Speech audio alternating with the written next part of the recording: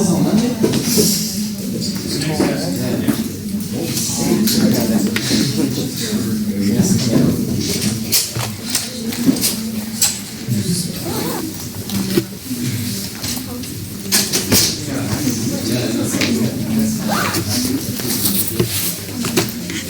We're done. There's only 2 more weeks left.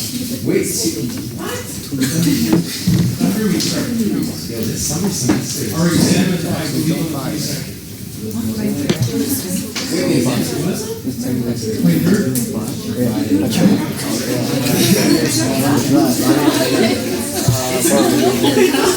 Okay, so, just quickly, like we're done in like 2 weeks. Yeah? The final exam is cumulative, but we have to get a second test out of the way, and the paper is due next week. Yeah? I didn't open up portal yet, turn it in yet, I didn't put the thing, but I'll do that.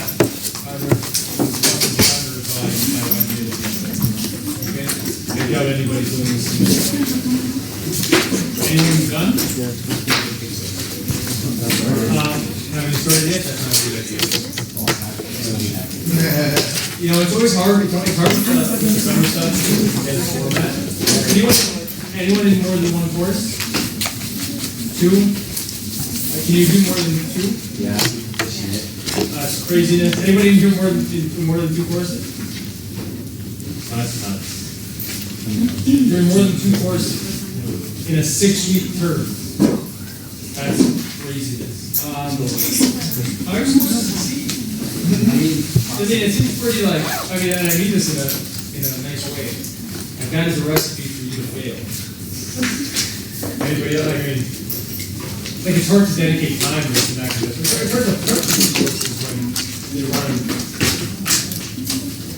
Like even from my perspective, it's a challenge because it's not once a week, it's twice a week for 2 courses. So prep time, like tomorrow we spend prepping for Wednesday. Like it's okay after Wednesday, but Tuesday sucks. Anyway, so we're almost done. That's not a good mark for time spent. So, we'll be done before you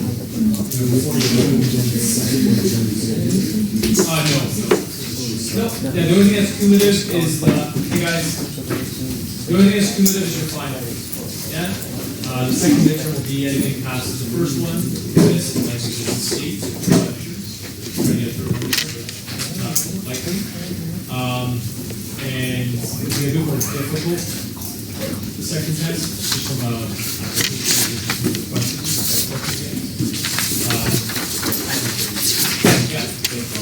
exactly. Okay. Any questions before I go on? No? Awesome. Okay, so I can't remember where we left off exactly. It was probably somewhere around here. So I'm just going to talk about this quickly one more time, and then we'll move on. No questions from last week? Any housekeeping stuff before we go? Great. So we were talking about why companies decide to become CCs, remember, and we started talking about OLI theory, so ownership-specific advantages, location-specific advantages, and internalization. That's been driving towards that to the reasons why a company would opt to become transnational. And that basically means to have operations. Probably the easiest way to look at it is in terms of foreign direct investment, right? So having some form of investment in a place outside of your domestic market. Yeah? Okay? And so it's not, it's not just sort of a one-tier reason why a company would want to, it's actually multiple. And so OLI theory from a micro level allows us to look at maybe some of the advantages of being in certain markets over others. Yeah? We talked about it from a macro side in terms of,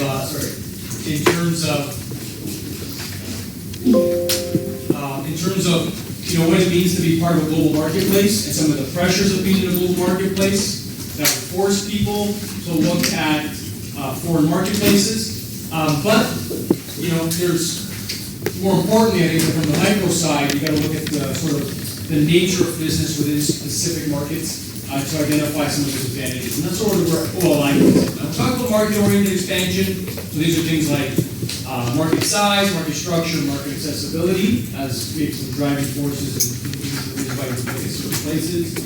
Yeah? So market-oriented, there are people that I want to sell to. Yeah? There's a market there which is in line with whatever it is that I'm doing. It's accessible in the sense that it's easy for me to get there, it's easy for me to ship there, it's easy for me to engage in business activity. From structure, there's not only a large enough population, but there's a large enough population which is of the same kind that I require. And that's way more important than just population size, right? You can go to a market which has a lot of people, but if those people don't have the taste, they don't like what you're selling, they don't they're not necessarily the right sort of profile of customer or consumer or market, then there's no value. So finding these things is, again, it's a market based, right? It's really driven by the market. Who those individuals are, can I service them, do they want my goods? Okay? We looked at income, so different income levels in different places. Sometimes these obviously relate to population size, but more often than not, there's a bit of they're not usually the same markets, right? The ones that are the most populated tend to be not as wealthy. Okay. We also went to look at tertiary education and then hourly rate of compensation for manufacturing. The reason why I showed you this was that there's similarity, or there's correlation sort of between the enrollment in tertiary education, yeah, so people in university programs, and the amount of money that they make. So the hourly compensation has to be higher for areas where people are more educated. Okay, so there's a bit of a correlation that you see. There are obviously some anomalies, but generally there's a correlation there. The importance with this, or the reason why this is important, is to understand why certain activities may congregate in some places and why they might be avoided in others. And so if you think about manufacturing in very competitive markets, so let's say it's textiles, maybe things like automobiles, where, in both places where the margins are high and where they're small. So in textile, we have big margins in terms of what you produce, in terms of what you sell for, and then things like car manufacturing, where the margins are a little bit less, or electronics, things like that. Okay. It's important to understand how much you're going to be paying people to actually do that. So if the hourly wages in manufacturing are high, then you're either in an industry where there's very little competition, which is coming from other markets, yeah, or you're going to not produce those goods in that marketplace. It's not economically viable, yeah. Like a company that decides to manufacture clothes, for example, in Canada or in the United States, you need to be selling to people that are willing to pay a premium to purchase that good, because the cost of manufacturing those goods are going to be higher by default because you're paying people more money to do that. Yeah? How do you compete with a person that's paying, a fraction of that cost manufacturing that product in Bangladesh? Make sense? Okay, so important to sort of look at this, right? In terms of why certain activities will happen in certain places and why they might not happen in those places. Another important thing to sort of keep in mind as well, and I think this is crucial when it comes to understanding manufacturing, is the types of jobs that are being lost in certain marketplaces and the rhetoric that comes with that from a political side. Yeah, in terms of, I'm going to bring back manufacturing. We have a legacy with manufacturing because how we industrialized, how we got the growth in the middle class. It's linked to a lot of positive things. And when you have sort of a movement away from manufacturing more into services, some of that legacy, plays a role in some of that political climate that you see. So, with Donald Trump making promises about manufacturing, we start to add, and I think I alluded to this last week, we start to ask questions around, well, what's going to be the identity of some of these markets in terms of what they're going to make. And so, places like the Rust Belt, right, in the United States, and these places are threatened by the loss of work to other marketplaces, right? And so, you look at places like Detroit, Michigan as a whole, really, right? Which was, what was a striving marketplace, right? You had Detroit that filed, you had a city filed for bankruptcy. And it's linked to some of that law. So again, things to consider when you're looking at that. But from a transnational standpoint, I'm going to want to leverage incentives that might exist in other places because they we talked about this, right? These advantages can appear and disappear quite quickly. Yeah. And so if I'm looking from a manufacturing side of things and I want to eliminate some of the costs associated with manufacturing, I'm going to be looking at marketplaces where I can do that for relatively less. This changes, obviously, right? Through time, these things change. New players end up on the scene, pushing out the old. I think we talked about this in terms of soccer balls. The majority of soccer balls that are made are done in Pakistan, are done by hand, under very terrible working conditions, and then they retail for astronomically high prices. Okay.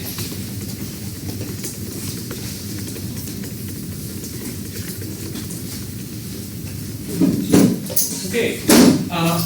We have market-oriented expansion. We also have asset-oriented expansion. Asset-oriented expansion is a little bit different. Here, you're not looking to necessarily gain access to a market, to sell to a market. You're looking for individual assets that might exist within that place. This is why you're going to gravitate. And so, in a very traditional sense, this would be the example of going to find cheap labor somewhere. I can produce the product for less by going to that market and having them make it. That's asset-oriented expansion. You're going to expand your manufacturing to that marketplace to leverage those incentives that exist there, i.e. cheap labor, no regulation, or very minimal regulation, which all minimizes cost. So that's the traditional kind of idea of what foreign direct investment sort of is, right? The reason why you want to be a TNC.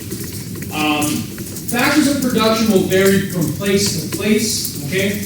When we talk about factors of production, we can be talking about maybe knowledge and skills, knowledge and a skill set to cluster in space. So same way that you can import goods, you can import labor. Oftentimes, people that have a certain skill set might congregate in an area because that's where that industry exists. So if I'm getting into a specific industry, I might want to move or relocate my operation so that I can be closer to the knowledge and skills that are the people that are able to actually work within those environments. Does that make sense? I would give the Silicon Valley example quite frequently. I think this is a really good example of this, where you have extremely high prices, right? Like I always think to myself, why would I want to go where my competition is? There's a huge knowledge and skill set that is congregated in space. It has boundaries. You can see it. If you need to hire, for a variety of things, but by locating there, there's a major incentive. And so when you look at Silicon Valley, it's the complete opposite if you actually think about, maybe your traditional idea of outsourcing. Of moving to a marketplace to leverage cheap labor. The labor is not cheap there. The cost to be there is not cheap. You have to pay a premium to be there. But there's a huge advantage. So this is sort of the other side of the coin. It doesn't always necessarily have to be the negative kind of picture that you have about exploiting cheap labor. It could be gaining valuable knowledge and skill sets that congregate in space as well. Okay. Wage costs. How much does it cost to employ a certain type of worker in this market versus that market? Not only do you have to worry about wage costs, you also need to worry about things like productivity. I might pay somebody a lot less in one marketplace, but my productivity might be significantly less in that area. And so we saw this in the case of the papaya. In that article, they employ a foreman, which is going to be stationed at the farm location to ensure that people are working. Tony makes site visits to ensure that if he guarantees a certain number of units to a grocer in the UK or wherever he's sourcing from, that he can deliver.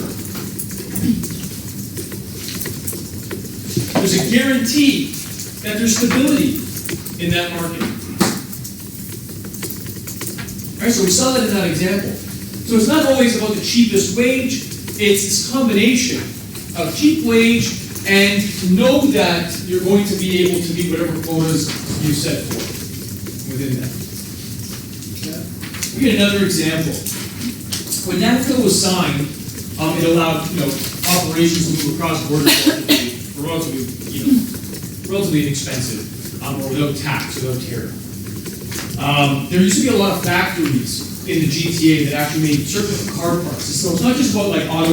When we talk about the auto industry, we just assume somebody works for Ford. Yeah, you work for Ford, and that's what you do. Yeah, you put this bulb in the socket, and you put a cover on it, and then the car goes down the line. But it's not just that. There's all kinds of different like factory type work where people are making, sort of that second tier or third tier product for those vehicles. So I'll give you an example. There's a lot of factories that make windings for cars. My father worked in one of these places for years. And what it was a little winding. It was a fuel coil that actually went inside the starter. So it was a piece that they didn't make starters. Yeah, they made a piece that went inside the starter, and it was a fuel coil. Who's going to buy that? Auto manufacturers or people making starters, right, which are strongly linked to that industry. And all it was a coil, right, made of copper generally, that turned. Yeah? It would turn inside. All of these factories in the 90s that did this, when I say a lot, I don't want you to think that there were hundreds of these things, but there was enough that there was somewhat of an industry. Yeah, people with this skill set. They had engineers that could draw the blueprints for that. Like, there was an industry around this. Again, I don't want you to think that there was like a million factories where people were making fuel coils. It's not necessarily what was actually taking place. But anyway, all of a sudden, factories in Mexico, really close to the border, that area has a name. Anyone? Huh? Close to the border. There's a series of factories that line the border. Idea of location. No? Nobody? No? Repeat the question. So there's an area in Mexico that's very close to the American border where there's a lot of factories for work is done. Yeah. Auto, close to auto manufacturing, auto type manufacturing. Starts with an M. Mexico. Nobody? Yeah? Close? Yeah? Maquiladora, right? There was sort of this area where you have this clustering of activity that takes place, right? And so anyway, a lot of this stuff started to get outsourced. And so the cost of actually producing a fuel coil in Canada, because of which you have to pay your laborers, yeah? Right? Which generally, within these factories, it was generally women, yeah? That would weld, they had welding machines, they would weld these pieces. Very female dominated. Yeah, majority women, you had to pay them more. And so unfortunately, the cost per unit that you were making increased, and it was no longer viable to do it. And so a lot of these factories closed down and relocated as a result. We had sort of a little small cluster of business that existed sort of disappeared here. Yeah? Yeah, and it moved somewhere where they could, leverage cheaper labor. It's a minor part in relation to, the starter is an important part, but the fuel coil that wasn't a starter, whatever. If you have an issue with a supplier, what do? Find a new one, right? It's not that hard, right? It's not that complex. But, so anyway, you get this idea, right? Where people will move across and things will change based on a set of conditions. And so when I talk about the state being a driver of globalization, yeah? You got governments that sign an agreement for products and goods to transfer over space with relative ease. Yeah? That encourages that type of activity to actually happen. Yeah? And so what's actually giving, that company that decides to relocate operations south of the border, south of the American border, yeah, that incentive was the government that says, hey, you can do that. Now you can do that with no tax. Before, it might not have been lucrative to send, to have someone create a field coil in Mexico that was then shipped to the United States for assembly. Yeah? It wouldn't have made sense. Because the tax that you would have experienced on that good would have been so high that it was actually cheaper to produce it at home. Right? You with me? Okay, so that's just an example, but there's lots of examples of this, right? But these agreements allow that to happen. They encourage that type of behavior. Okay? Good or bad? I mean, and I understand that there might be people in this classroom that have a very negative idea of what globalization is. Yeah? You may equate it to very negative outcomes for Canadians.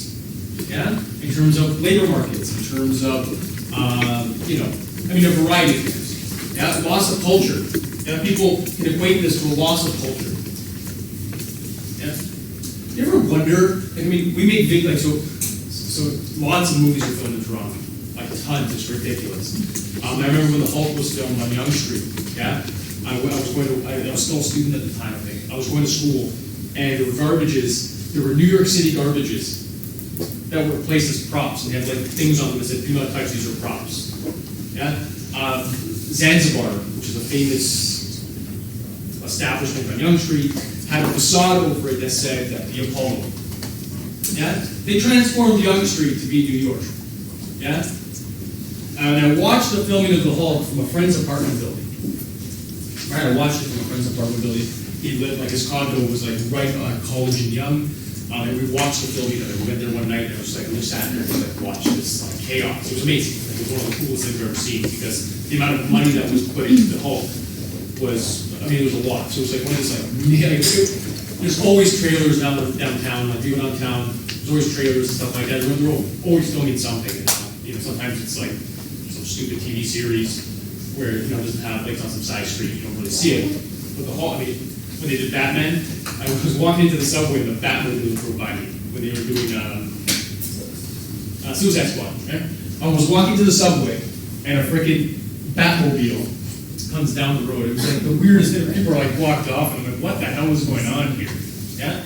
Pretty awesome. But we spent a lot of time, and if you think about this, I had a conversation, actually, it started because Jay, the actor, the guy from Popular Mechanics, Goon, he's in Goon, Katie, the house man. Jay, what's his last name? Bershaw, yeah. He was talking about this. He was talking about the reason why he was in Canada is he's an actor in Canada. He was in Toronto actually. He's from Montreal. He was in Toronto,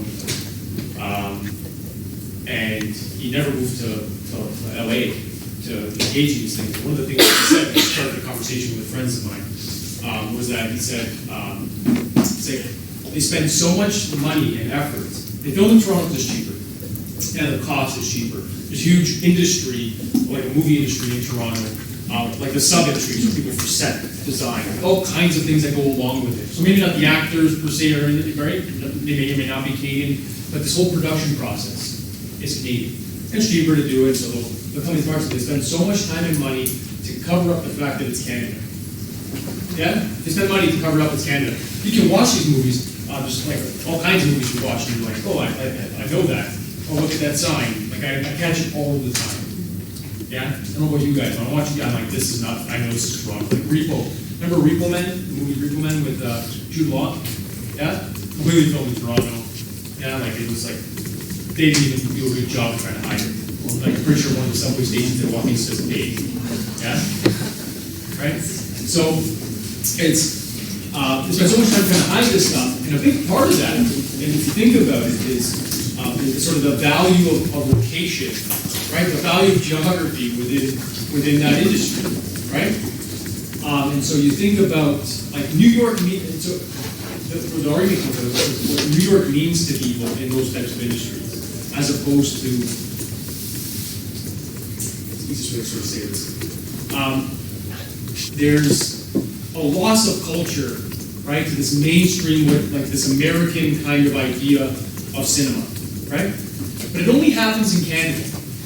If a movie takes place in London, they film if it's in Europe somewhere, they don't take away the identity of that place. It's really weird. It's there's a thing with Canada. versus like everywhere else. Like it's really bizarre, but like it's almost like this negative thing that things are built in Canada. And a big part of that's with the similar pop culture and the fact that we are more understanding of what's there as opposed to the largest market, which is that right, the Americans. That not in a negative way, right? But Americans viewing it on the reverse side. Does that make sense? Yeah. Their culture has gone beyond that borders, but then other cultures haven't necessarily penetrated the exact same way. And so maybe an American consumer is less likely to feel like that video is relevant or that movie is relevant if it's in Toronto or not in New York.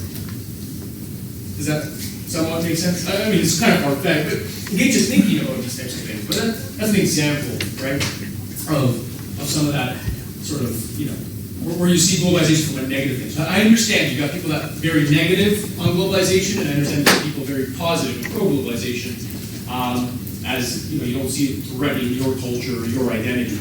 But there can be people that see that as threatening those types of things. And so your perspectives will vary. So I want to make this clear. I'm stating facts as opposed to taking a side on this, right? Because I'm pro-globalization in certain ways, and I'm personally, and I'm against it in others. It just really depends. Anyway, labor control mobility. How will workers act in different places? How will they act in different places? Again, that alludes to some cultural differences in terms of work environments, maybe strikes. Yeah. Are those people also mobile? Yeah. Can you relocate those individuals? I have a guy who plays hockey with me. He comes into town every once in a while, but he works in the Philippines. Yeah. His company relocated him to the Philippines. They went to him and said, "Hey man, you want to go be like the director, manager, vice president of whatever operation in Manila?" And he was like, "Okay." So he relocated his whole family. His whole family relocated to Manila. Yeah. So do you have expats that are willing to go to these markets? Yeah. And so you see some of these places like Singapore, full of expats. Yeah. Qatar, full of expats. Yeah? And so again, are people, are they willing, are they mobile, are they willing to go? What's an expat? An expat is a person, so if a Canadian went and worked in Singapore, they'd be an expat. An expatriate, someone who's left the country to go work in Singapore. Okay. Again, this works really well for U.S. and American firms, okay? U.S. and European firms, right? It worked pretty well for them. They went to these places basically not to sell products, but to access basically location-specific advantages from those areas, right? So they looked for location-specific advantages and went there and tried to exploit them. And so they weren't trying to exploit O for ownership-specific advantages. They were developing O by exploiting the L, right? So the location-specific things that were actually there. Does that make sense? OLI theory. They gained ownership, they exploit that, they developed it, right? Because that's an advantage for their company. They exploited the location-specific advantages in other places. Okay.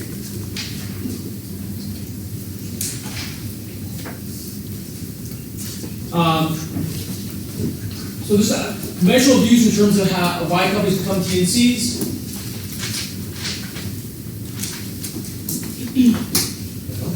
It's on freeze.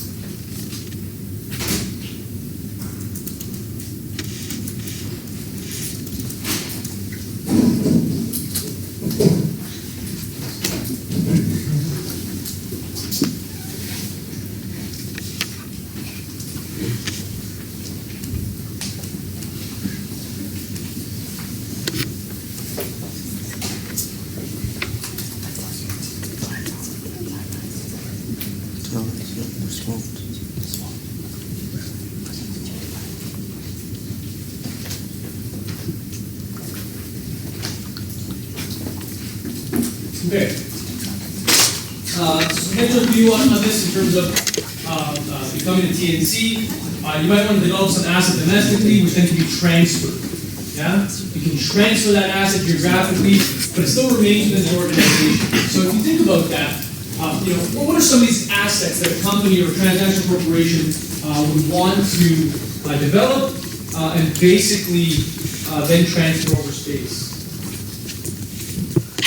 Think about some of these things. What would be some of these assets?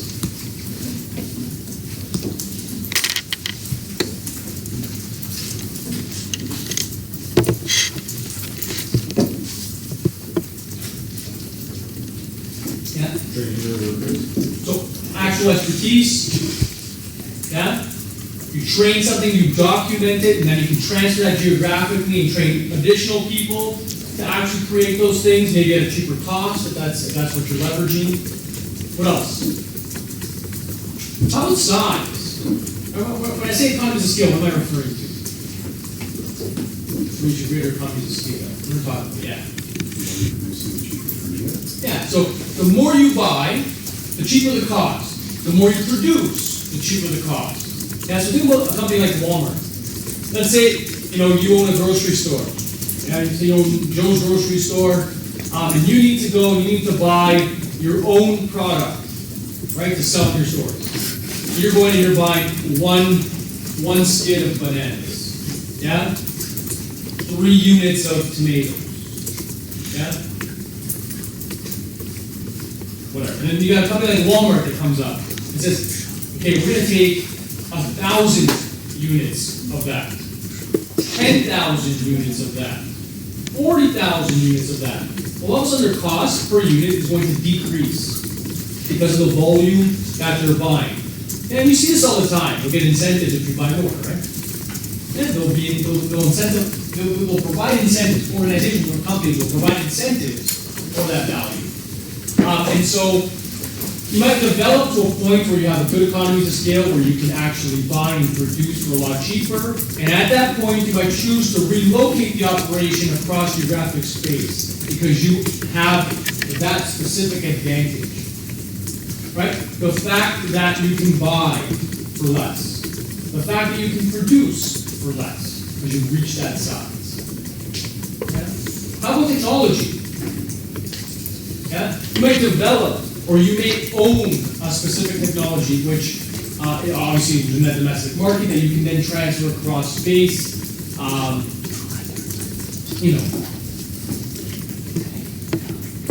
Now that could be expertise in terms of process, right? The process of creating something, or it could also be in terms of product. Yeah? Be process or product. It could be a process technology related to how you create, or the product itself in terms of what it is. Okay. Also, you can have access to cheaper financing. Right? There might be cheaper options to get money in other marketplaces. Okay. Obviously, some implications of this. Formerly, again, companies had to be big, right, to become TNCs.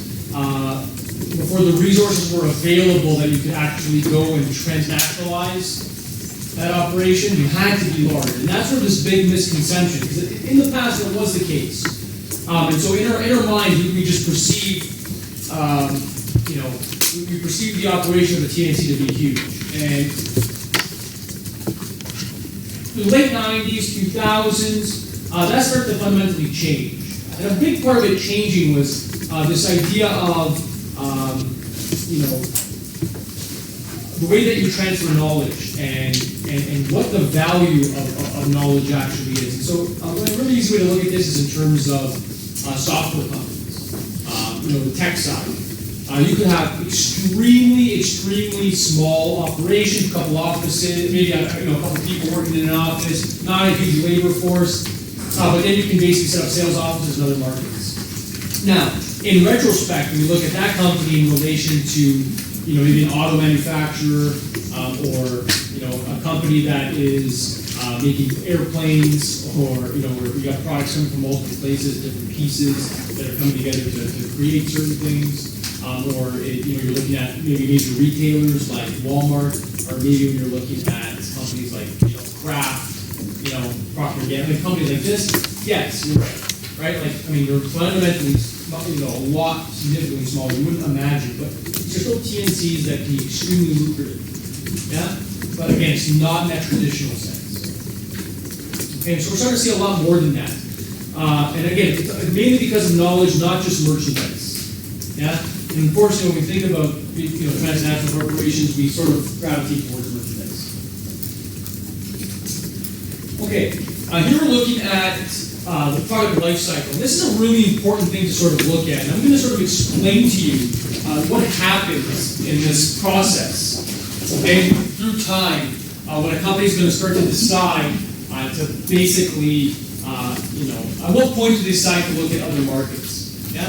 So we'll use the U.S. as an example, just because they were known for manufacturing for many years. It's just an easier way to sort of look at this. Anyway, so in phase one, you might have a new product that's developed. Now, this product could be anything, right? A TV, whatever you want it to be. Think of something in your mind, maybe a pharmaceutical product, maybe a drug or something. Okay? You basically have production that takes place in the U.S. Yeah? The production takes place there and it's actually sold from the U.S. to other markets. So it's exported out to other places. Okay? Again, new product is still developing. It hasn't hit its full maturity. Okay?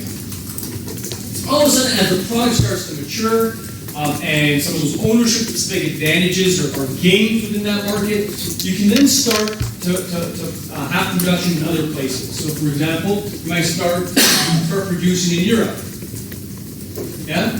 Start producing in Europe for that marketplace, and your domestic market, however, is still producing, but it's selling to maybe less developed countries. Right? As opposed to developed countries within that marketplace. Again, we'll get to phase three. The product, again, is still in that process of maturing. Europe starts to export to less developed countries. And the U.S. production, which was shipping these products to those places, no longer exists. And so a big part has to do with geography, how close they're to that market. Yeah? Operations are completely functional in that new market, in this case, Europe.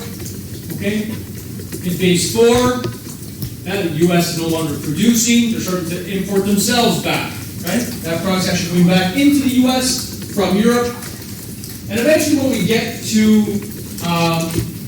phase four, and as the product matures, and generally the cost of that product decreases, yeah, the U.S. starts to actually import from less developed countries where that operation is now moved. Does that make sense?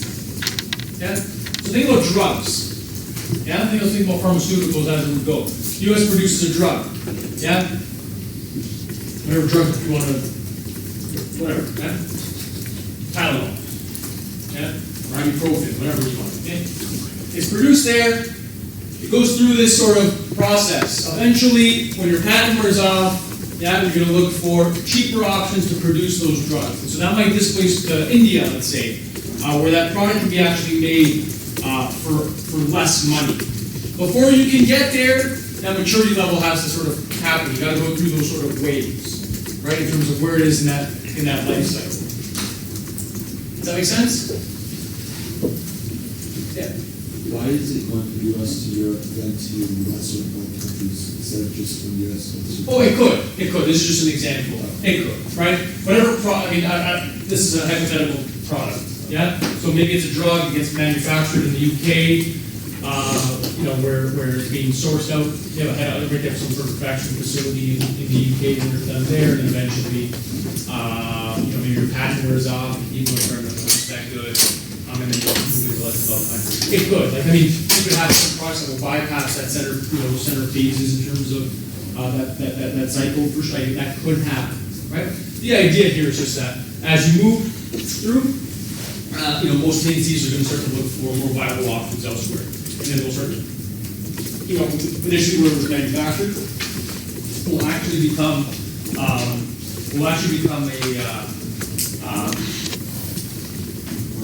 import. Yeah. Okay.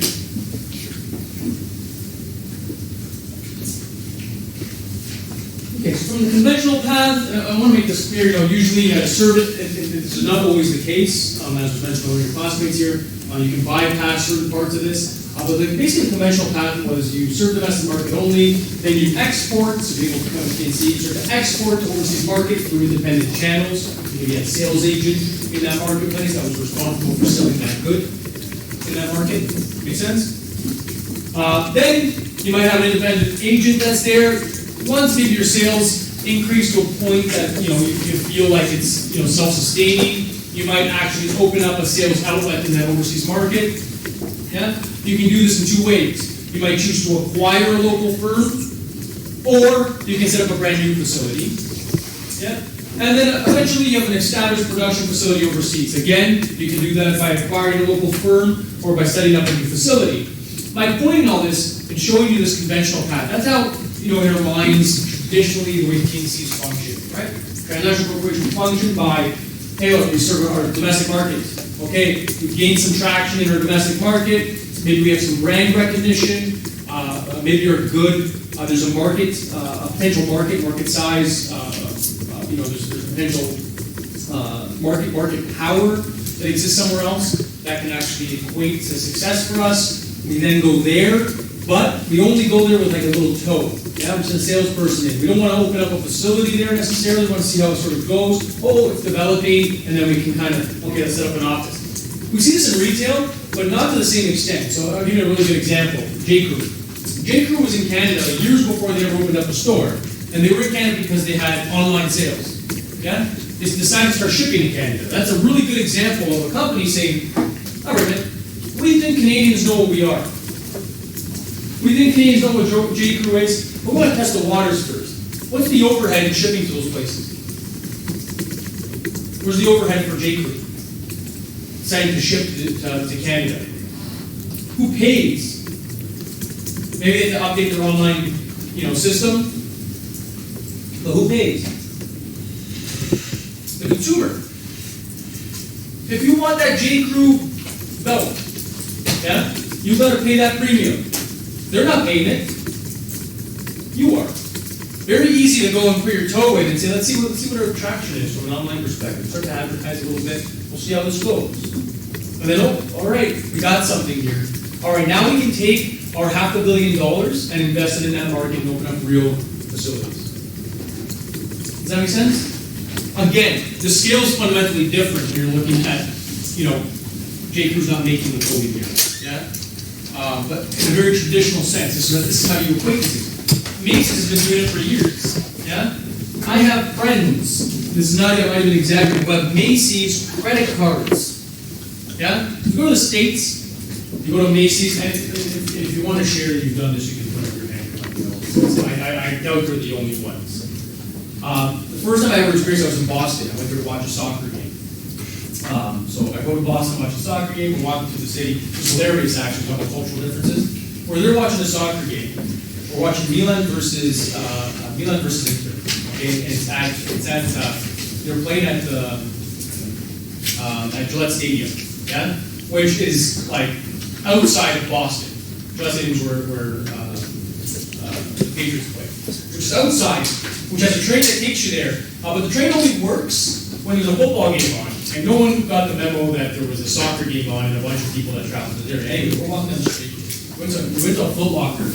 And Andrea Pirlo was there, like some big name soccer players at the time were inside the store, and nobody knew. It was like just like this, like we might as well have been like in another country. Like, it was ridiculous. Nobody had any idea who these guys were. The entire stadium was basically full of Canadians that went there to watch this game. It was hilarious. A big part of that's to do with the fact there's a huge Italian population in the GTA, which probably promoted some of that. But I mean, at the time, Inter was a very good soccer, like an amazing soccer team. Anyway, where was this? There's a Macy's across the street from this place. So after this Foot Locker extravaganza with the player, decided to go to Macy's. And anyone here been to Macy's in the States? They're a pretty cool retailer, right? They got lots of wonderful things. They're priced relatively well, considering they tend to have a lot of sales. It was fine. We went in, I enjoy going to retail. I don't ever buy anything, but I like going to I like watching people. Anyway, so we were with this now was my friend's wife. At the time we were not. I don't think we were dating at the time, but there was a big group of us. My friend's wife goes in, not his wife at the time, walks in, she buys the stuff, she goes to the till, and they said to her, you get 20% off, or said 15 or 20% off if you sign up for this credit card. She's like, yeah, but I'm from Canada. Well, they said, no problem. You can be from Canada. She signs up, gets 20% off. Her bill comes in, she pays the bill. This is an American retailer with no operations here, and a friend of mine has a credit card issued by that retailer, which she can use for online shopping, which which you can use for a variety of things. Yeah? Anybody else here that has done this? Yeah? This is a real, I mean, this is a legitimate thing. Do you know how hard it is to get a credit card or financing in a country that's not your domestic market? Yeah? We have professors in my department at Ryerson who are from the United States of America, and it's hard for them to get credit cards. They make $100,000 plus, and they can't get a credit card in Canada. Yeah? Or it's difficult. They can't get a mortgage because they're not, because they're here on a work visa. They're on the process of becoming landed immigrants, and it's that difficult for them to even get financing. But you can go to Macy's and get a credit card. Yeah? With very minimal, I mean, like, I thought about it, it's ridiculous. Like, I'm doing a background check. Like, how quick is this process? It's like they didn't care. It was irrelevant. But it gave them tracking information about their consumers. It allowed them to understand the markets, their shopping habits. It created loyalty. It created loyalty with a person who doesn't live there. Yeah? So there's all kinds of ways that this can actually happen. Yeah? So some companies will go in, they'll test the waters, dip their toe in. Some of them will jump right in and make those decisions. So there's a variety of different ways that this happens. Some companies might decide to bypass and go straight into overseas operations. Yeah? It usually depends on what type of goods is being sold that's going to dictate the path that some of these companies decide to take. Again, retail is a really easy one to think of. Yeah? Because you see it daily. We're all consumers, we shop. We take retail from clothing to food to varieties of things. But we're familiar with this. Yeah? How many people here were Canadian brands? Just out of curiosity, I mean, like legitimate Canadian brands. Do you have some Canadian brands? That's a really good question. Can you give me some Canadian brands? Aritzia is Canadian. Is Aritzia even Canadian anymore? Is it still is? I thought they tried to pay. They're not. They actually just recently opened up a new one in San Francisco, and it's their first location in the U.S. So, when is the brand Canadian, a Canadian company that went to San Fran? Or is it, are they now American? Yeah. Oh, I don't know. I was just going to say another Canadian company, Sage. Who? Sage. What's Sage? I work there. It's like essential oils. They're based out of Vancouver. Okay, so like Yeah. creams and stuff? Yeah, sure, stuff Yeah. like that too. From Montreal. Yeah, but not for nothing. Simons, they have their own brand, but that stuff's probably made somewhere else. Secondly, the stuff that they bring into their location is not Canadian. Yeah, they're going to go there and buy Nike. Like that's not very Canadian. Yeah, you with me? If you think about the identity of retail, it epitomizes globalization. Yeah, I don't care what marketplace you go to. Yeah, I'm like it's irrelevant. You're going to find those things. So I always have an issue when I travel. I mean, it's a serious problem I have when I travel. Because not even here travel to shop. So shopping is a big part of the traveling excursion. Yeah? A lot of people. So you go to these markets, you spend the money to go to Europe, you spend the money to go to wherever it is, and a big part of your experience there, and a part of you being a tourist, is shopping. Yeah?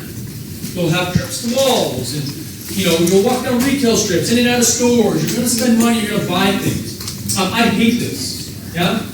When I go to these markets, I don't want to do that. I want to eat. I like to eat lots of food. I like to drink weird things, eat weird things. I like to hike to weird places. I want to see the place, like the culture of where I've gone. Shopping is not part of that because it's so it's just. I went to Portugal a year ago, 2 years ago, with my wife. And my daughter was, I think, 10 months old at the time. And we were in Lisbon, and we went down to the Algarve. And so we're in Lisbon, and there's a little retail strip, and there's a Zara there. My wife wants to go into Zara. And I'm looking at her like, I came to Portugal to go to Zara. So we have this argument. Well, not really an argument, but a kind of like, we have this at home. Like, why do we have to go to, we have it at home. No, am I the only one that's kind of with the same crap, the same stuff? Yeah. What about like local markets? Is that what you're also talking about? 'Cause- No, if you go to a local like Oh. flea market or especially food markets are like a place to go when traveling. Yeah, you get to eat some amazing things, and like piece of advice: most cities, maybe cities you go to have a food market. Yeah, the same would be the equivalent of our St. Lawrence Market in Toronto. Anyone ever been to St. Lawrence Market? Oh, yeah, it's great. Most cities have something like that, and it's really fun. Like to go eat all of your things. Pretty awesome. Yeah. Anyway, I'm not talking about that. Okay. Yeah. I'm talking about like go to Zara. Yeah. That's how global things are. You're in the marketplace outside of your domestic market, and everything that you can buy in those places you generally can purchase at your within that domestic location. And if it's not here yet, it eventually will be. It's just that, I mean, that's just the way it works in retail. Yeah? Anyone disagree? Is it going to stop you from shopping in other markets? Of course not. But we do, right? We take vacations to do this stuff. We like it. It's fun. It's, we come back with bags of stuff. There's a woman in my department. She just left on vacation, and she's going on vacation, and she didn't pack. Like she said that she only bring like 4 or 5 things because she has to shop. And I was like, oh my god, like you spend money to go away somewhere to spend money on items as opposed to experiences. Yeah, you ever think about that? Yeah? Spend money on, like you're spending money to go have an experience, but then you like need luggage space. So it's like, no? Right, that's what I mean, right? That's how you define these things. It's really cool when you sit down and actually think about it. But anyway, really good example. I don't care where you go, you'll find a Starbucks. I don't care where, like, you know what I mean? Like McDonald's, Staples in different places, different markets. So that's an example of globalization in a nutshell, right? Like I'm at the Vatican, I walk out of the Vatican, I walk the walk, and I can grab a burger. Yeah? Weird. A little weird, no? When that's not a staple, it's become a staple. It's funny, if you sit there and be like, well, that's weird, but for them it's like, why? McDonald's, it's weird, right? But for us, it's bizarre. We're like, well, wait a second, well, what's McDonald's? So, this last thing, we'll take a break, last thing I'll say before our break. I was at Dundas and Bathurst. You know, there's a Farm Western Hospital there, there's McDonald's across the street. I was coming from work, and I was driving down Dundas, and I decided, I was with my wife, and I decided to go and stop at McDonald's. I prayed to. Oh my God, I'm going to get like a Big Mac. So we get in the lineup, there's a car in front of us, and so we're in the drive-thru. I was ticked off because all of a sudden I see the door open, right? And I'm like, what the hell? Like it's a drive-thru. Like, what are you doing? And the guy opens the door and he's like out of the car talking into the thing, and I'm like, oh my God, we're here for 20 minutes. I'm showing inside. And at this point I'm bitter because I'm tired, I'm hungry, and I get angry like that. If I haven't eaten, I'm not a nice person to be around. So I'm like, go frustrated with this guy. I'm like, what the heck is this guy doing? Like, is your first time in a freaking drive-thru? Well, it happens to be that it was this guy's first time in the drive-thru. And so we get to the window, so they go on, and I'm still like really confused as to why the guy got out of the car to order. He gets back in the car and he pulls up. And he's at another window where you pay. And there's only one window, so you pay and you get your food in the same window. And I order my food, I can't care. All of a sudden, the whole car unloads. There's 3 people in the car, they get out, they take pictures at the window. The person, I'm sitting in the car like, I just want my freaking Big Mac. What the hell is going on? And so I guess at this point I'm still confused. And part of me thought, like, they've been drinking? Like, what's happening here? Like, why are they doing this? And then at the bottom I said, like, budget, like the rental car. So I get to the window. The person comes to the window. What's that? He's like, oh, they're from like, I don't know if it was like, it was like the Netherlands or somewhere. And basically, there's no drive-thrus in whatever market they came from. Like none. It was the first time they'd ever seen a drive-thru. You drive through and buy your food. Yeah? And I thought that was the most, and like for them it was the most bizarre thing ever. For me, I was like, this is confusing. But it got me thinking. In the fall, I was out east, and we stayed like during reading week. I went to this cottage in Nova Scotia, and I drove from Toronto to Nova Scotia during the hurricane. Or bad idea. You should stay home during hurricanes. Like it was pretty scary. And so I'm driving through, and we're in Dartmouth, and I remember it was like Thanksgiving, and I remember wanting to buy a beer. I wanted to buy like a 6-pack of beer. And so I'm trying to find this thing. It was like, oh, there's one place open, and it was a drive-through. It was a beer drive-through. So I went to this thing, I ordered my beer, I drive around, and someone comes up and like hands me my beer, and I pay them. And I was like, I'm like, so efficient. I was like, this is like the greatest thing I've ever experienced. They should do this everywhere. And Loblaws tried to do it with groceries. They were going to do this, like so. Anyway, drive-throughs. Did you have that in Kitchener, that beer store? A drive-through beer store? Yeah, I mean, I remember like it was just so happened to be with beer, but I remember thinking that the concept was, kind of revolutionized the way you shop, the idea of convenience, right, which is a big selling factor. I was in London, Ontario. They had McDonald's in downtown, where it's like walk up, and it's like a How many people here have tried to get McDonald's drive-through at night with no vehicle? Anybody else? So they say that, you can go on break now if you don't want to hear this, you're more than welcome to come back or we'll give them 5 minutes. So the reason why they do it is for safety reasons. Patrons, apparently. So I asked this question, I have a guy that's a graduate, he's a manager of the research.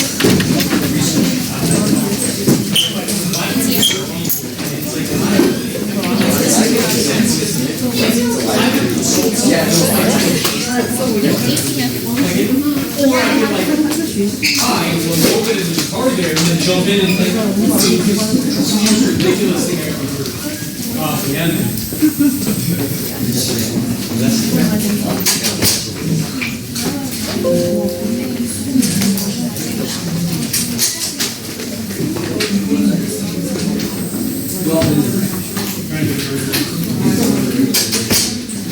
That's really smart. That's what I call, that's pretty easy.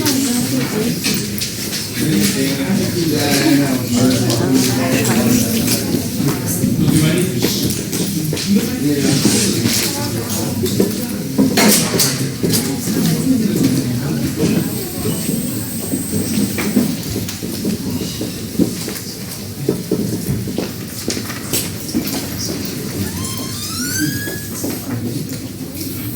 It's just amazing, like that Western culture around those things and how it diffuses across the place.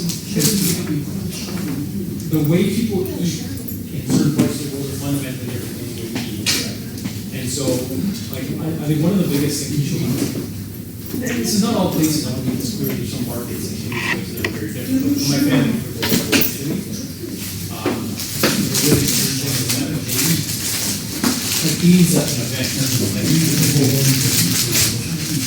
stay home for X amount of time, you eat, that.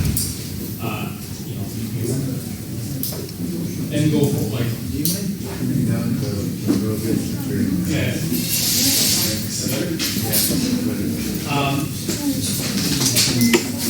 So eventually what happens is, so anyway, there's structure around that kind of lifestyle, and unfortunately, fast food doesn't really like mesh with that. And so when you start to see that sort of happen, the nostalgia, lines start to go, like this is like so there's a town over where my town is, which is the capital of the area. It's called originally the city. And there's definitely McDonald's, population of 100,000 people. Yeah. So you have 100,000 people that live in that area. And you kind of sit back a little bit and you start to think about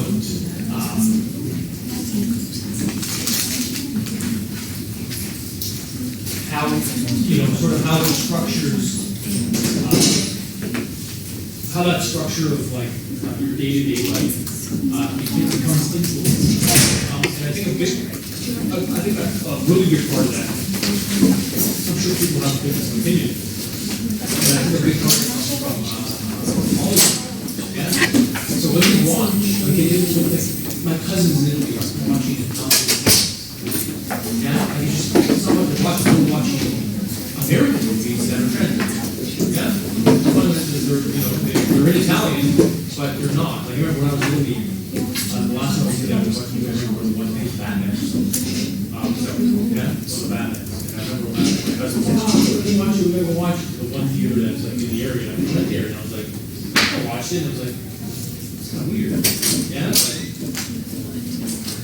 you imagine there's be some sort of cultural difference within that. It's not. So when you start to see that, people want that. You need to be aware of it.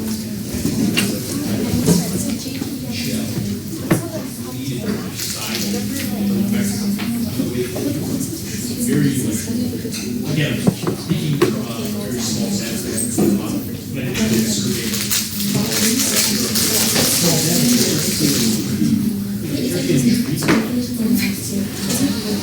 your way of life is fine. You know, I guess some of these markets for immigration very threatened by immigrants. Because it affects their culture, it affects their way of life, it affects all these kind of things, but they're okay with there being Starbucks.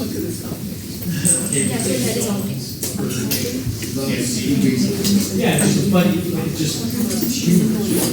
Well, not your culture, it's not your culture. Yeah? Chains, just retail chains in general. Brands, yes, but chains. These are markets where chains strive traditionally, right? Very independent kind of, kind of thing. But yeah, it's so weird. It's a weird thing.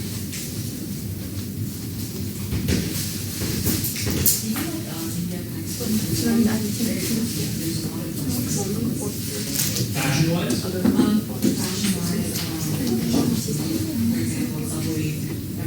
Subway restaurant, like Subway subs? Yeah. Oh, wow. Again, McDonald's, but for them, because when I took my cousins, for them, the Western idea is like, wow. Sexy? Yeah, very, this is what they want. So obviously, that's what they want. There's going to be from here to there. Yeah. Well, I wonder what it means. Yeah. So, like, for example, I find like our identity here largely, like if you think about it from a Canadian perspective, our identity in Canada is a sort of built off of we're not American. Yeah? Like we're not American. So I go to Italy, I think so like people that call me our Canada. Sounds ridiculous, but I have a lot of friends there, so I spend a lot of my summers there.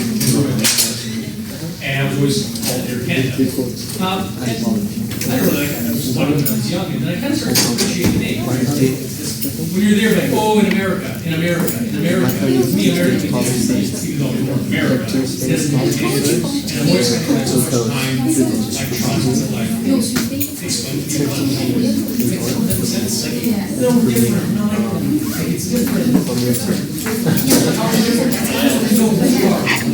This is brand new, right? But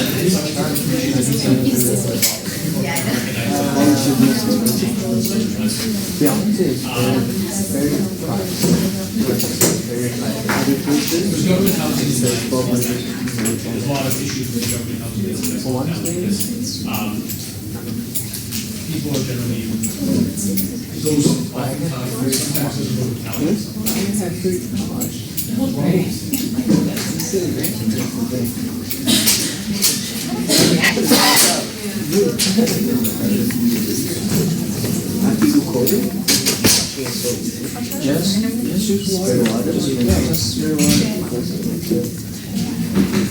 Or like how long it takes as the coding? At least I think it's 1 year, 2 years to 5 years.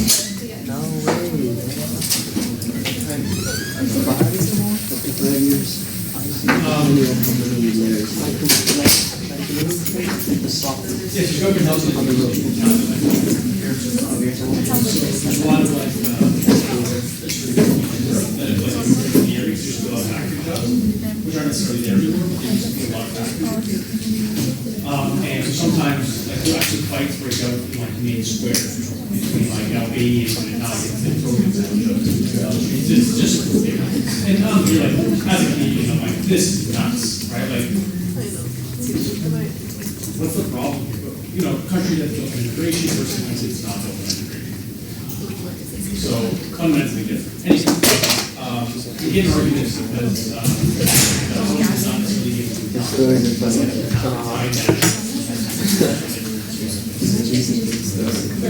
Like, whatever, I feel like they have some mechanisms besides the rules. I haven't really, I'm not gonna try to like chime in, say something, this is not on their actual game. But they call it the Bronx. They call it the Bronx. And I'm like, what? Like, this doesn't make any sense. So they call it like, it's government housing. And they refer to that area as the Bronx, in this town of 30,000 people.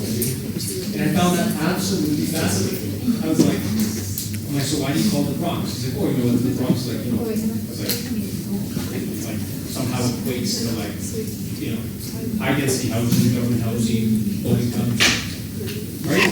This is in a small town in Italy, and like the farthest place in my mind from the Bronx. Yeah, it's hilarious. It's absolutely hilarious. So where's that come from? Oh, it's media, right? Like, you're watching a movie where the Bronx is in it, or you listen to like their local website. Right? It's not necessarily, what's this? It's amazing. We don't really see globalization here because we just feel American. That'd be interesting. We think, oh, it's amazing things on America. Yeah, we're all sweet. Yeah, like, oh, that is, like, we think never mind. Here's a story about the Indian family.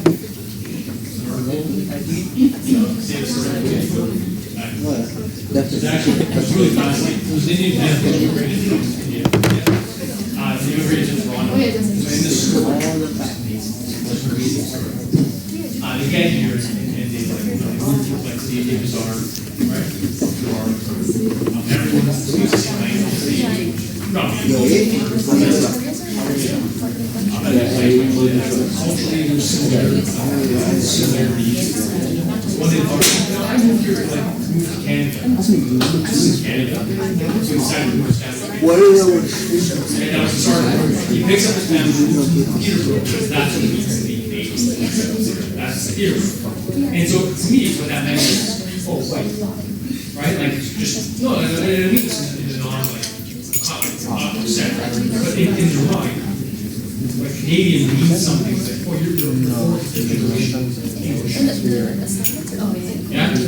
Great. I'm just saying, that's what it means to be Canadian. Well, I mean, is that what it is? Anyway, I expect to find the article again, I never find it,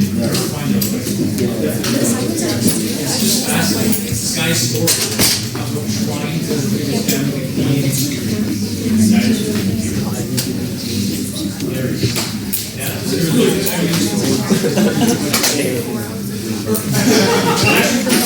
that's incorrect, right? Because they actually Canadian.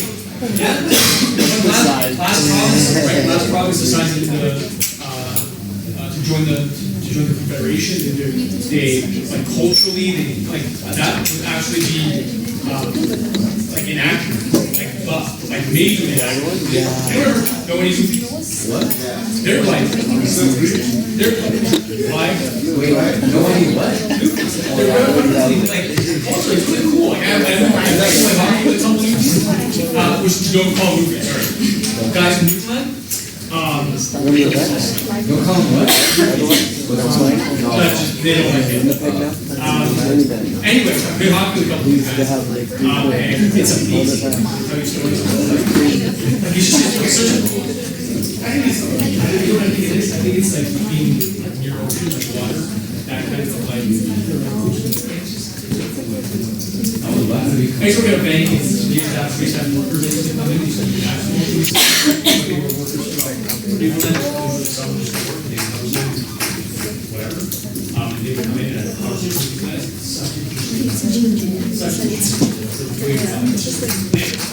All right, we started again. So we talked about what a TNC, what makes a TNC a TNC, why a TNC wants to be a TNC. We talked a little bit about the different types of TNCs that you might see from some of these examples that we've discussed. A lot of what we talked about is actually rooted in internationalization, or differently globalization, in the sense that globalization is really defined by interdependence. And internationalization is the act of moving into a foreign market to sell an individual good. So globalization is much broader than that. Internationalization is a form of globalization, but is not globalization. Right? Globalization can be multiple different facets of different things. Remember, internationalizing is one of the processes that's associated with it. Yeah, but it's not. It's not globalization in a nutshell. Yeah, it's part of it. Anyway, I think it's important for us to see how these things are basically structured. Again, with this freezing stuff, what the heck is going on?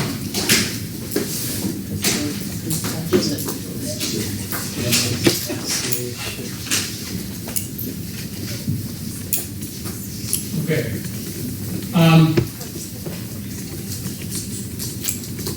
So we're looking at some of these organizational structures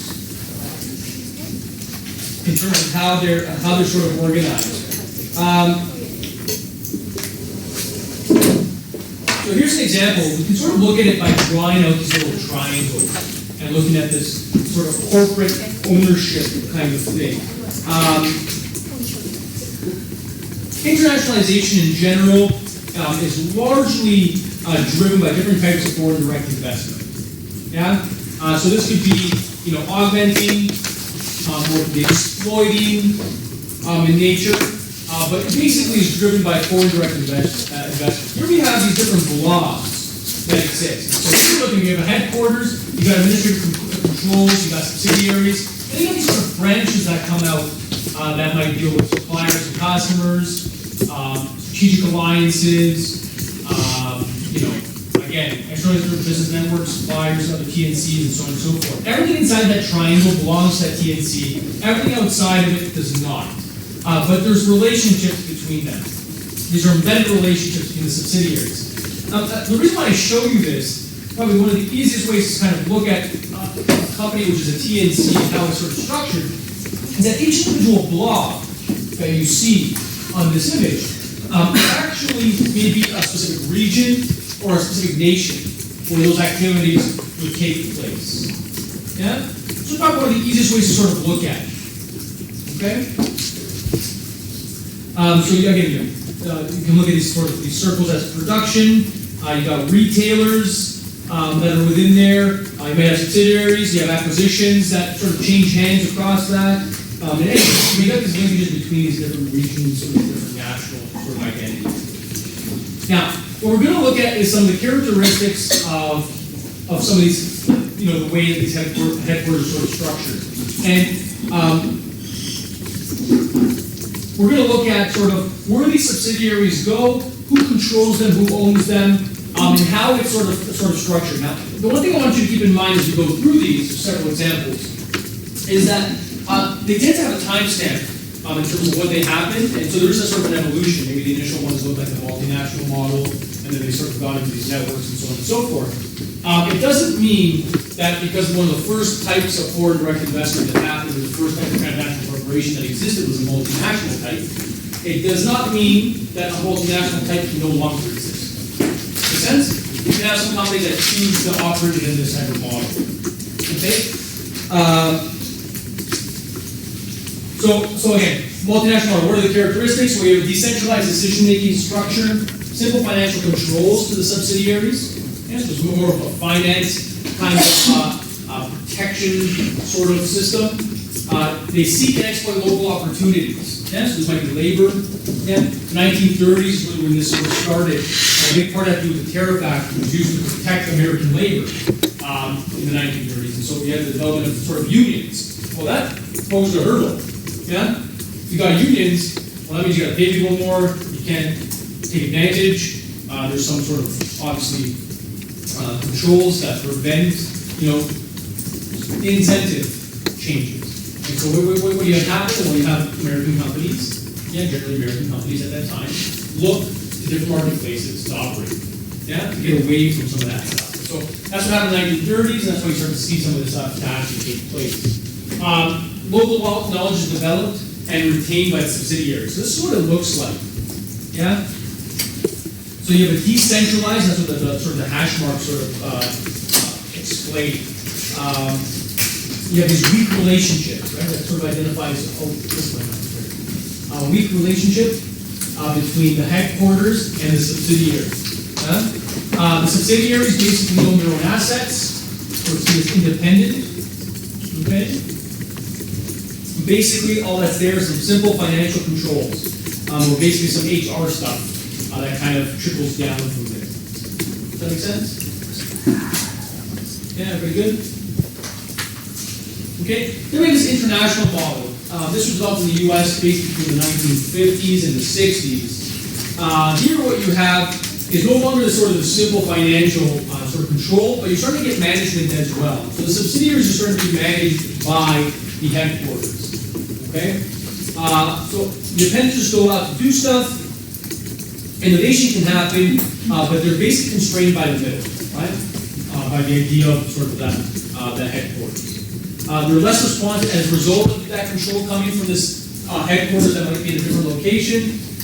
They're less responsive to local condition changes. And that's important, right? So what you have is, you might have things that happen, and you have the subsidiaries that will be able to move quickly and take advantage of some changes that happen within the local markets. When there's a centralized decision-making place, it kind of slows down. Yeah? And they don't have that. The real goal of the international model was literally to have more consistent product. Yeah? And if you have control over the subsidiaries, then you're going to have a sort of cookie cutter kind of thing. So whatever you get in this one market might be the same as what you would receive in a different, place, in a different marketplace. Yeah? I'm sure you've all experienced this, where you've gone somewhere in another country and it's exactly like it is at home. Or it tastes the same, or it looks the same, it feels the same.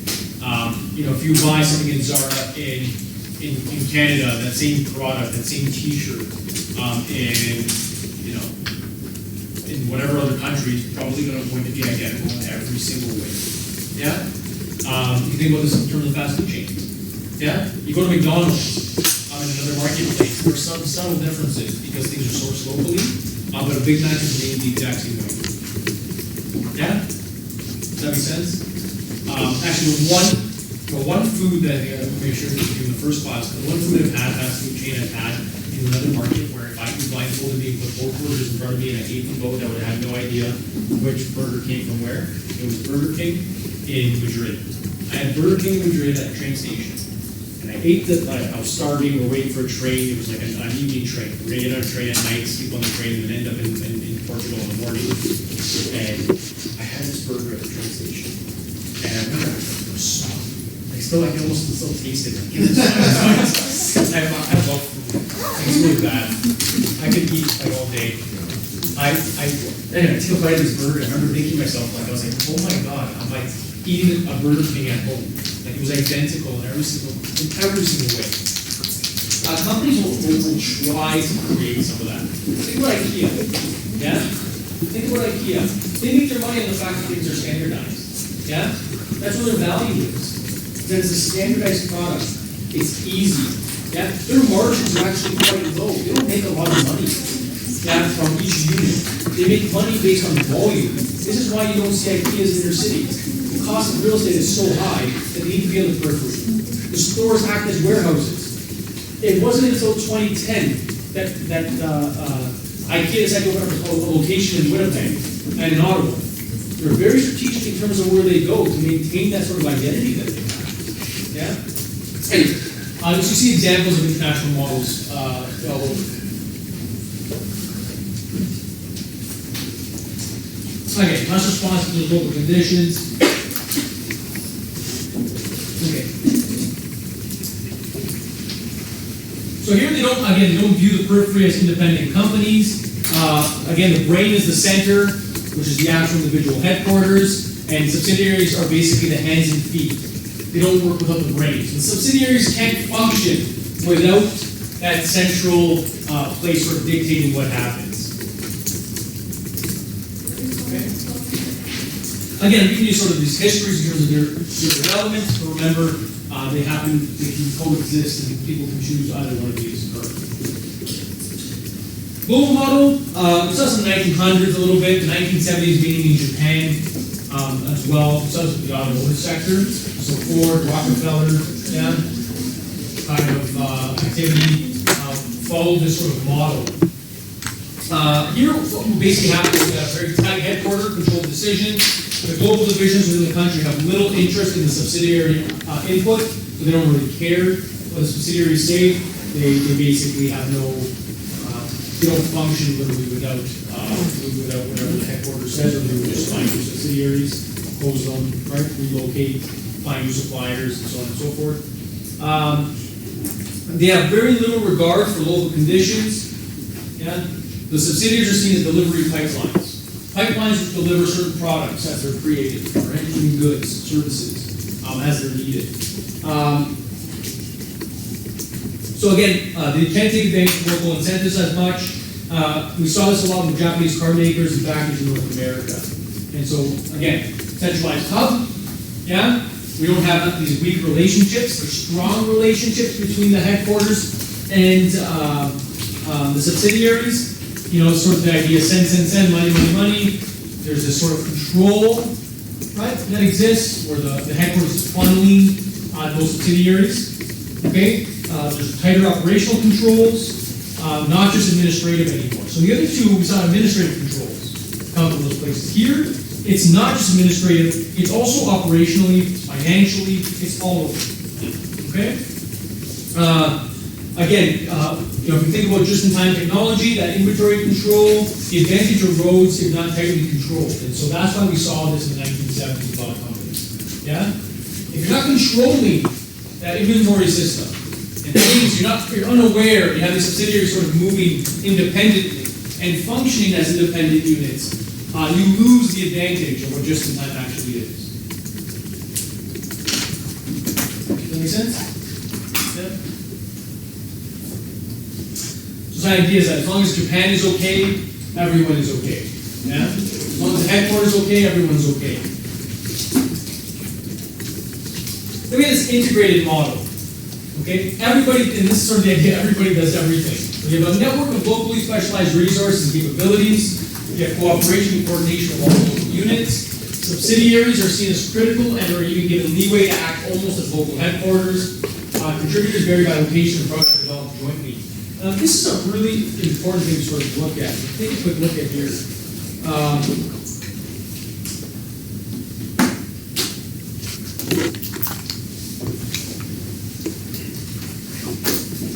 You have all these subsidiaries are seen as independent. You have a strong relationship between the two. What happens if one of these things fails? Maybe it's like you shared decision making. What happens if one of these fails? One of these subsidiaries fails? Yeah. You can still function properly. You find somebody else. Yeah. It gives you sort of that leeway to operate within that, you know, in terms of if everyone is sort of a controlling firm and part of the decision-making process, if one fails, you're replaced. Yeah? Who thinks this is the best? Right. You're gonna have this integrated sort of web of connection between subsidiaries and headquarters. Yeah? Where each one is like this, it's really about, again, control. Yes? You have flows of people, products, resources, information among interdependent units. All these units rely on one another. Yeah? For the business to exist. Yeah, so it's fair. We're going to talk about automotive. The automotive sector is sort of transitioned to something like this, where formerly auto manufacturers controlled all aspects of the supply side. Yeah? So they actually own the suppliers, the subsidiaries that made certain things. Well, that's not the case anymore in the auto industry. The auto industry said, well, that's stupid. Yeah? I don't need to control these things. We need to have close relationships with those different companies and different components that are creating, you know, they're creating these products for us to actually have. We have to have close relationships with the suppliers, but we don't need to actually own them.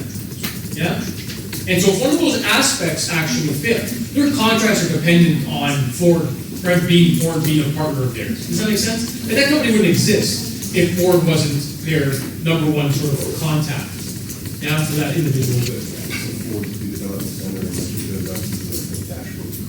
or whatever, like, this company creates electronic modules for this. This company creates, whatever, right? These core components of those vehicles might be created by different people where they're responsible for the different types of the assembly things. Exactly. They're all related, like they're all linked to one another. So for example, I'm making this electronic component for Ford. I'm going to want to be where? Located close to Ford, wherever the manufacturer. I'm also going to make adjustments as Ford requires them. Yeah? If I stop functioning, or I'm no longer relevant, what happens? I disappear, and somebody else replaces me. Yeah? So that's what we've seen happen now. Again, the auto industry went from, we're going to own the subsidiaries, and we want them. Yeah, they're going to operate under our control to, that's actually costly. We have them compete. Yeah? They can compete, they can create what we need, and if they don't make what we want, we'll go somewhere else. Right? But they're still part of the decision-making process, because at the end of the day, hey, can you make these for this? We want this to do this, and you do that. Right? So there's this really close sort of relationship between the suppliers. They've actually given it a name, it's called the 0.5 relationship, because they're so closely linked. Yeah? We'll talk about this when we get to the automotive side, but they're so closely linked to the suppliers. Yeah? 0.5 tier, we're calling it. Yeah? Where, again, they're core components and important to that sort of structure. Yeah.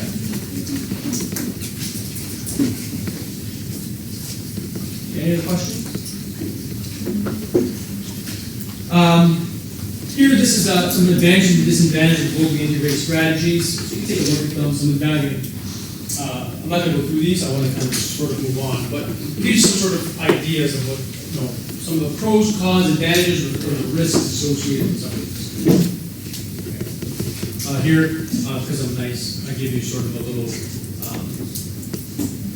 sort of table that looks at how they're organized, sort of summarizes which you may or may not need to know, and by may or may not, I mean will. Yes? Okay. Okay. Any questions? Okay, let me get into this real quick. We're going to talk about states. Okay? So start with this. There's a little piece of a video I want to show, which I may get to, may not be able to see. There's actually a lot of documentary footage for this lecture. We watched stuff from Landing Heights. It's a documentary which looks at state controls, different types of states, how they function.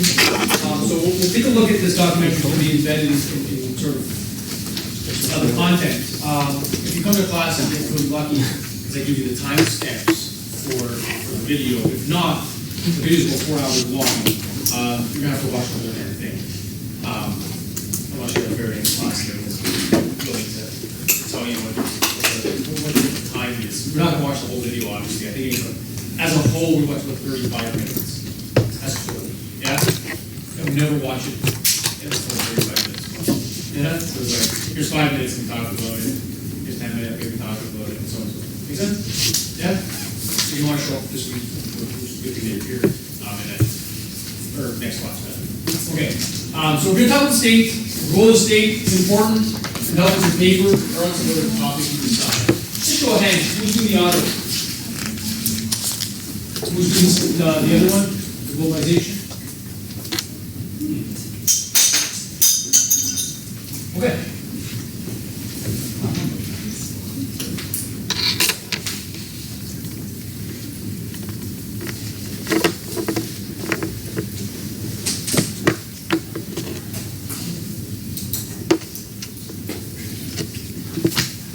I'll post this. It's not posted, but I will post it.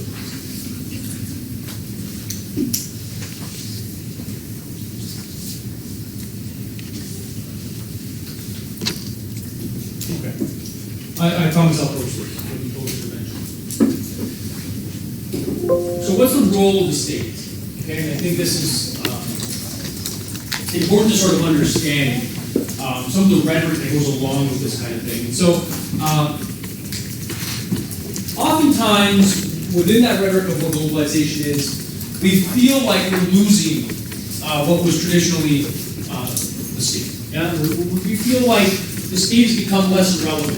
Yeah, it's less important, it's a staple in sort of how things function within this global environment. And a big part of that is because states have very defined boundaries. And globalization actually doesn't function that way. Yeah? When you look at globalization, you don't necessarily see the boundaries. And a part of this sort of rhetoric, from the hyper-globalist kind of perspective, is the fact that we live in a borderless society. Right? And so we're talking about, like, sort of, in other words, it contradicts one another. Doesn't it? Yeah? You got the state, which has borders and creates laws and has different rules in terms of how things can function within very definite borders. And then you have globalization, which is saying, hey, there are no borders. Yeah? The border doesn't matter. It doesn't matter. It's dependent between place. It's linkage between place. Right? It's all about these relationships that exist. And so, unfortunately, while this rhetoric does exist, it's not real. Yeah? The state is still extremely important. And, we can look at sort of crisis management and two very distinctive things that sort of have taken place that sort of explain, or we see sort of the reversal, yeah, of the role of the state. Okay? So, what happened in 2001? What happened in 2001? 9/11. And what happened after 9/11 in the United States? Where do we see the state reemerge? Homeland Security, airlines, yeah? How they control the flow of people, yeah? A lot of control in that. Certain industries were actually protected against foreign bodies actually having any control in how those things were actually done. So things in terms of like security companies, weapons stuff. Like it was all of a sudden you had this sort of open market in terms of those types of things. They're very closed, controlled. Yeah. They actually prevented people from flying for a certain amount of time. If you're from a certain country, you couldn't leave, right? And during that time, during the immediate after 9/11, there was like there were bans, not bans, but they were just, hey man, you can't fly out right now, we gotta figure out what the hell just happened. Yeah? And so you see this sort of control start to happen. In 2008, you had a financial sector which spent decades trying to get away from government control, come running back with the tails between their legs, asking for money. Asking for money. Banks asking for money. The auto industry asking for money. Because if they didn't get that money, what would ultimately end up happening? What would have ended up happening? Let's take the auto sector example. What would have happened if bailouts weren't given? Lost jobs, which would have put you in an even deeper recession. Okay, so I'm going to sort of just, because it's not really important. It's important, but not like the focus of this. Just sort of quickly. The U.S. went into a double-dip recession in 2008. Anyone know what a double-dip recession is? We went through it in the 90s in Canada. But we were lucky because we had the U.S. that we could leverage on at the time. It also go into recession. The U.S. wasn't as lucky because the whole world went into it, which was one of the first times that you look at globalization, you're like, oh, all right, well, now what? Everybody, went through a similar thing. It was a big deal, right? I mean, this was good. Like I think I mentioned this to you guys. You learn about the Great Recession, you're going to learn about the Great Depression. Kids are going to learn about this. Yeah? Because it was like huge. Yeah? Major. Major recession. Yeah? So,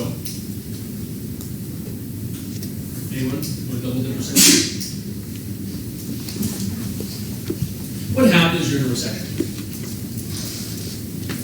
What happens typically? So you're in a recession. What's one way to combat the recession? So that's what. So 100%. So during recessionary times, people stop spending money. Yeah, there becomes uncertainty. It can be due to loss of employment. It can be for a variety of reasons. But basically, money's not flowing the same way that it used to. So what would governments do? kickstarted again, yeah. So they make money more affordable, so they decrease interest rates, which promotes people to actually spend, yeah. They spend, right, so they start to dump money into the market, yeah, to get certain things to happen. So Ford says, hey, we're not gonna fire people are worried about their jobs, and then that's gonna cause people to spend less money, and it's gonna be worse. So the government comes in and says, okay, no, hold on, here's $1 billion. Here's $1 billion. You keep making cars, you keep people employed, and they'll continue to spend money. So double-dip recession in a nutshell, we're not gonna get into the details of this, it's probably a lot more profound than just this. But basically what happens is the government spends money, and then nothing happens. Yeah, nothing happens, doesn't jumpstart anything, but all of a sudden now you're $1 billion worse off, or $2 billion worse off, or $3 billion worse off. That's what happened in the States. Yeah, happened again in the 90s. I'm sure that you hear stories from your parents, whoever, about the interest rates here, in the 80s and 90s, yeah, like in the 20s, 80s, yeah, like the 20s, right? 20%. For people lost their shirts. It was like a horrible time in Canada. Anyway. In the U.S. what happens is recession, that's what it is. Grab all this money, throw it in, kickstart, right? To increase consumer spending, yeah? Right? To have money recirculate again, all of a sudden, nothing happened. Right? Didn't change. Yeah? The housing bubble burst. Yeah? People are really uneasy. People are scared, and nobody spends. Yeah? Now they're way worse off.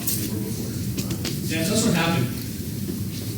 They had no one to lean on, besides China, which then a series of other problems that came with that. I'm sure you guys remember they were going to raise the debt ceiling, right? The whole debt ceiling conversation. It was such a joke, right? Are they going to raise the debt ceiling, or are they not going to pay their Social Security? Do you remember this? Yeah. So it was huge. So the Americans were basically had no money to pay Social Security. Yeah, like things to pay. So they have to go and ask for the debt ceiling to be raised so that they can make more money to pay out those people. Does that make sense? Yeah. The reserves are not controlled by the government. It's like it's a separate entity which makes money. So they have to ask, they have to vote on it, they ask for more money than they pay the people. And it was sort of a tactic from the conservatives to the Republican Party to not, like, it became an issue which wasn't really an issue. Everybody knew that they were going to raise the debt ceiling. But what they did from a media perspective was saying, we're not going to do it. We're not going to do it. And then all these people were waiting for like their old age pensions and whatever, yeah? And their like disability checks, whatever Social Security that they've received, baby bonuses, whatever it is.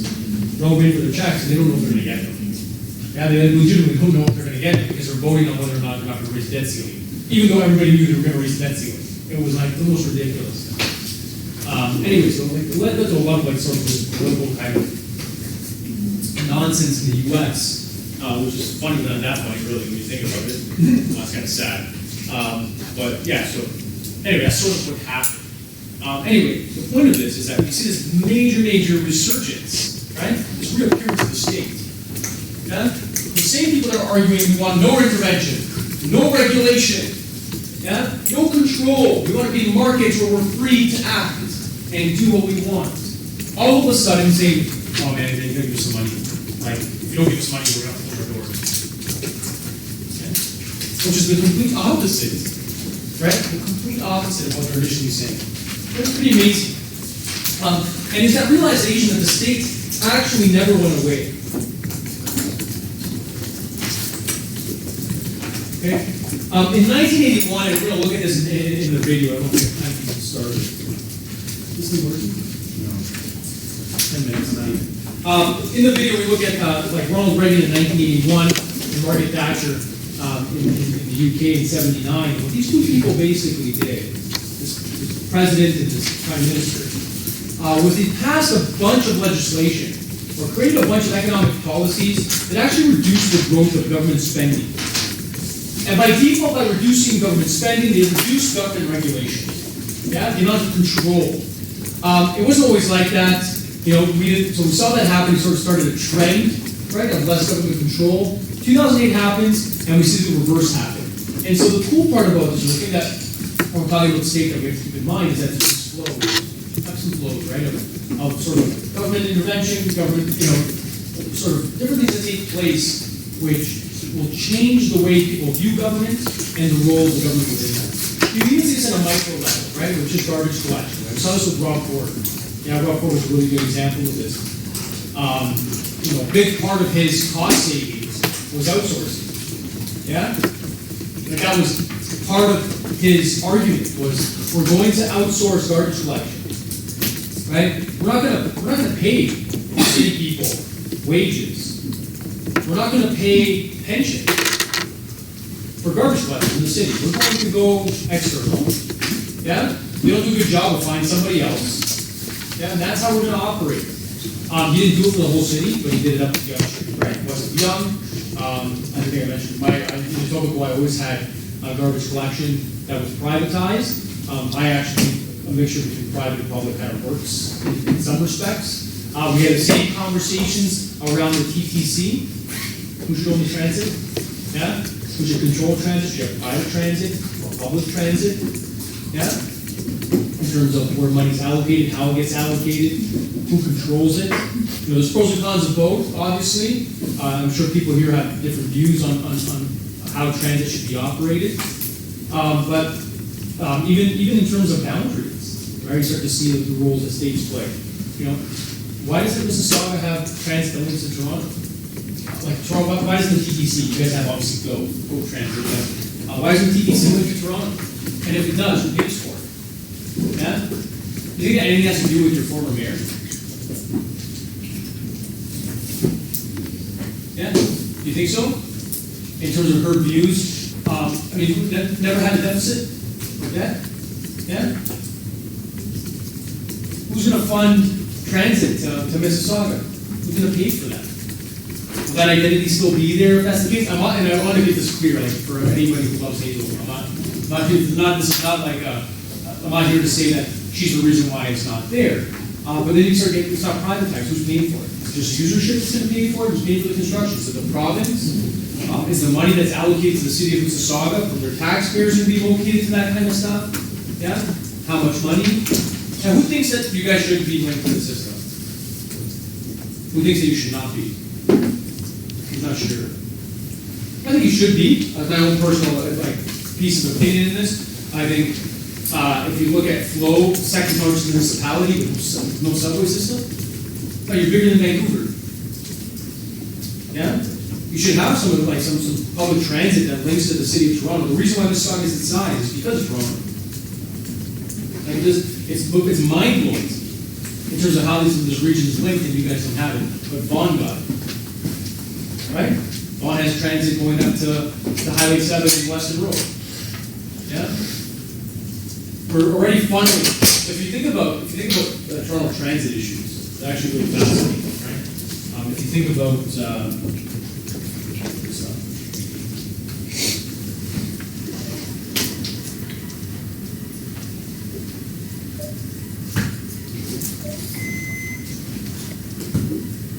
I'll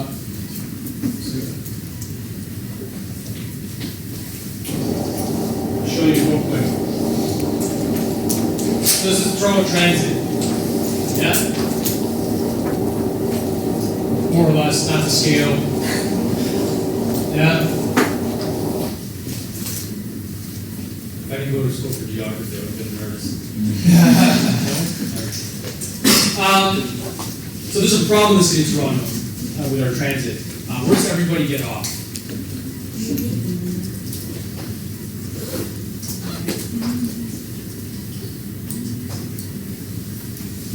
That's messed up.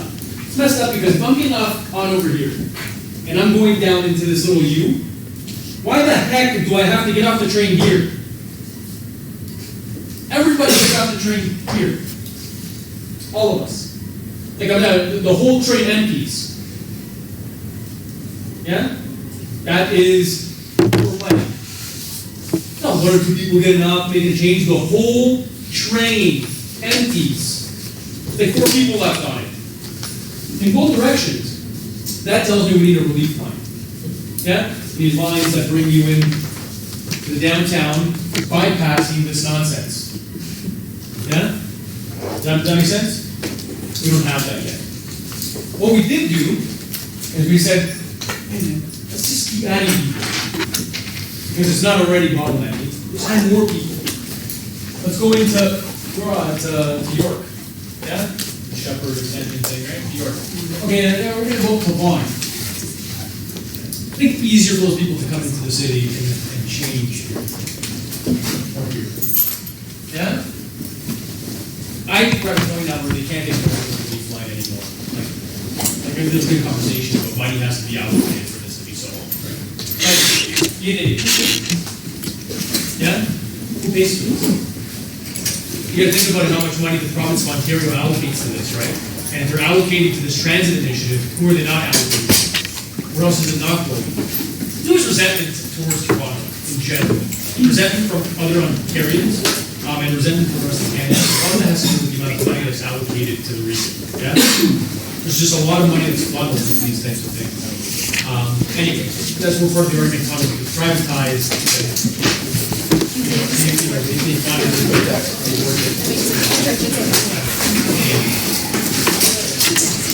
Interesting. Also, who gets paid by distance? Paid by distance? Yeah? You pay a flat rate for wherever you travel. Yeah. You know what the problem with paid by distance is? Who are the people that have to travel the farthest?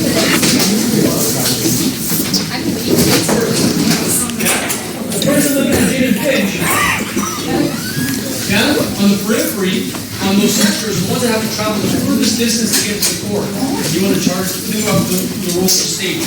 Local, this is small scale what we're talking about. We're talking about local politics and some of the rules in place. Yeah? If you charge by distance, you're penalizing the lower income people that already have a hard time with transit because they don't live near any high efficiency transit. They don't take buses, which they share with vehicles. Yeah? You're gonna punish them even more when they can take further distances. But the person that lives in Rosedale, arguably the most prestigious neighborhood in the entire country, you're gonna give them an incentive to take transit? They can pay less? Maybe. Just say. Yeah? It gets you thinking though. Right, role of the state, who should control this, should it be private, should it be public? Small scale micro,